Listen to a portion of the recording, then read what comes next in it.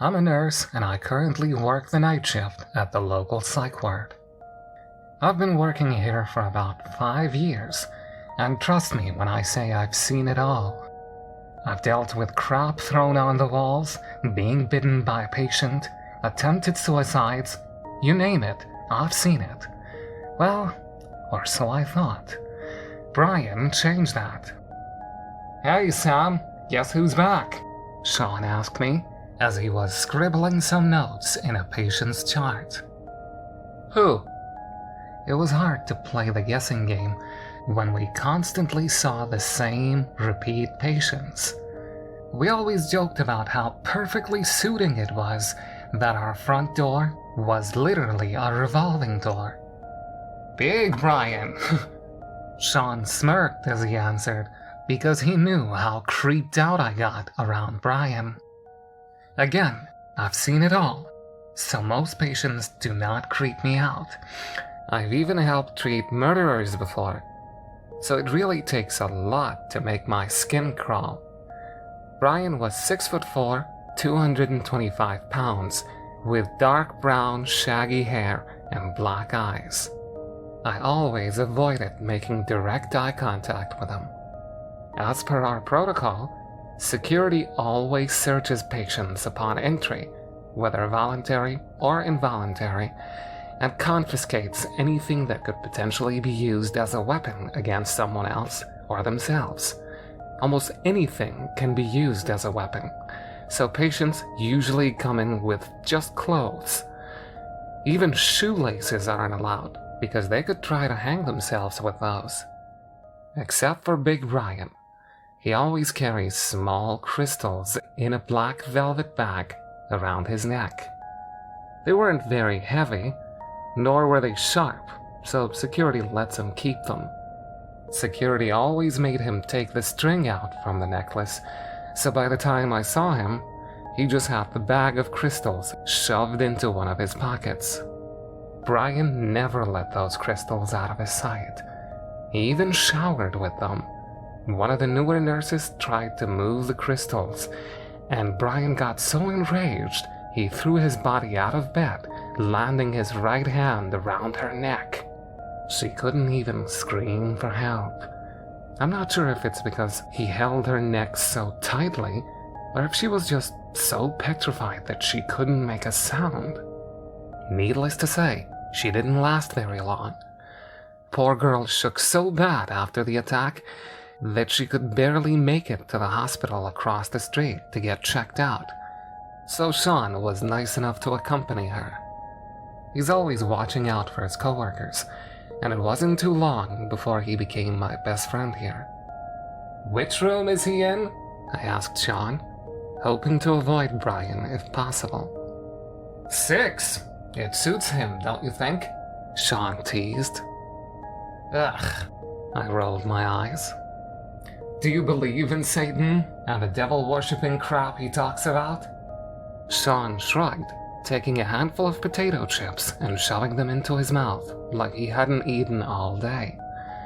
With how busy we were, he probably actually hadn't eaten all day. "I don't know. I mean, I definitely do not believe in it. You?" he asked me. "No, I think there's enough evil in this world that any idea of a devil or a Satan couldn't even come close to the quantity of evil we see." Sean stopped chewing. "Damn, Sam, that's cold." I jotted down a few notes on a chart as I replied, "Yeah, well, my dad was a cop. He saw pure evil." Sean looked down, avoiding talking about my dead dad. He knew better than to continue that topic. He shoved more chips in his mouth. "Is that the only thing you've eaten today?" I asked. "Yeah, you know how the full moon nights go. Not a second to ourselves to piss or eat."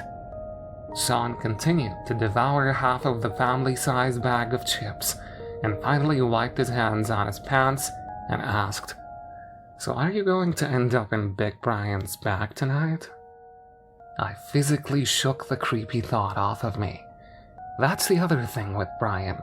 Whenever he got pissed off at a nurse, he would write our name down and shove it into his little velvet bag. Then he would laugh. He always frickin' laughed when he did it. He thought he could cast spells and curses on us by doing this. Even though I knew it was bull, his laugh alone creeped me out. I've had my name in the bag on more than one occasion. Sean likes to instigate, so he's had his name in the bag probably twice as much as I have. I glanced at the clock, 23:59. Almost instantaneously with the clock striking midnight, crap hit the fan. "Leave me the hell alone!" Brian roared as he flung his arms in the air, grasping at his black little velvet bag. Sean and I tried our best to grab his arms, but we needed backup. Finally, security came into the room and we all attempted to tackle Brian to his bed so we could secure his wrist cuff to the bed and sedate him. Sean was able to pin Brian's right side against the bed with the help of security. I was pressing all of my body weight into Brian's left side when he suddenly stopped thrashing. He whipped his head around so fast and so hard, I swear I felt wind against my cheek. He stared into my eyes, and somehow his black eyes got darker. A wave of chills shot down my spine, and I froze. What is he about to do? I stared, mesmerized. Brian slowly lowered his other half to his bed, and as if a veil was lifted, he stopped screaming and slowly released a smile. I'm okay, Brian whispered. We were hesitant to release our grips, but after about a minute, we finally released him and watched as he laid in his bed and quietly laughed to himself. He opened his black little velvet bag, pulled a piece of paper out from his pocket, and placed it in the bag. His smile grew as he tilted his head and looked right at me. Before I could ask, Brian said, "Nurse Sam, you are in my bag now." Brian shut his eyes, swung his head against his pillow, and began reciting. "Praise, hail Satan! Glory be to Satan, the father of the earth, and to Lucifer, our guiding light, and to Belial, who walks between worlds, and to Lilith, the queen of the night. As it was in the void of the beginning, is now, and ever shall be, Satan's kingdom without end. So it is done. Sam is next." Brian eventually became compliant, and we left him in his room while we took a break. Sean lit a cigarette and held his pack towards me to offer me one. "Yeah, it's been one of those nights," I said. I'm usually not a smoker, but on rough nights, I'll steal one of Sean's. "You worried about that voodoo hex crap?" Sean asked as he took a puff. "No," I lied. The air felt dense the rest of the night. I felt a constant heaviness on my chest, and I just wanted to get home. When I was finally done, I went straight to bed and had the worst nightmares of my life. I dreamt that I was on scene with my dad as he was chasing down a bank robber. I tried as hard as I could to catch up to them, but my legs weren't fast enough. I watched as my dad caught up to the bad guy, only to be shot straight through the skull and land on the pavement. I never could catch up to him. I woke up in a sweat and immediately took a cold shower. As I got out of the shower, my cat began hissing at the front door.